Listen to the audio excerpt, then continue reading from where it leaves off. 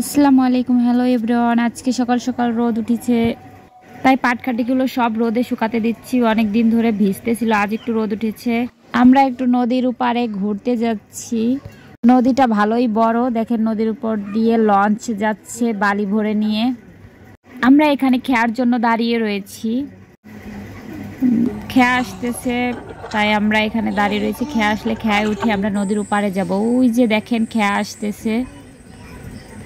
খেয়ে আসতে আসতে আপনাকে ঘাটের পিছনের পাটটা দেখায়। দেখেন এখানে একটা বড় একটা বাড়ি আছে, আর এই নিচে দিয়ে নেমে আমরা এখানে দাঁড়ায় রয়েছি।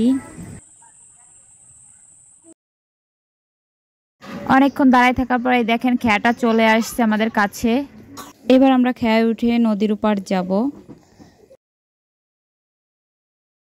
আজকে হাটের দিন, তাই পান বরজ থেকে পান কেটেছে কৃষক, তাই পানগুলো গুছাচ্ছে, সাজিয়ে সুন্দর করে সাজিয়ে হাটে নিয়ে যাবে। সুন্দর করে গুছিয়ে রাখলে কিন্তু দেখতে অনেক সুন্দর লাগে।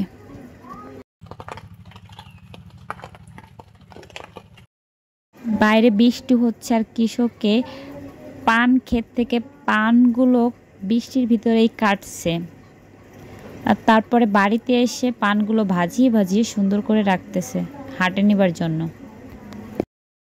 আজকে অনেক সুন্দর রোদ হয়েছে, তাই খড়িগুলো সব শুকাই গেছে। এখন সব খড়িগুলো আটি করে বেঁধে মাচায় উঠায় রাখবো। আর এটা সারা বছর আমরা জাল ধরাবো। প্রতি বছর এরকম সময় আমরা খড়ি সংরক্ষণ করে সারা বছর আমরা আগুন ধরাই চুলায়। আপনাদের কাছে ভিডিওটি কেমন লাগলো অবশ্যই কমেন্টে জানাবেন এবং একটি লাইক দিয়ে যাবেন সবাই।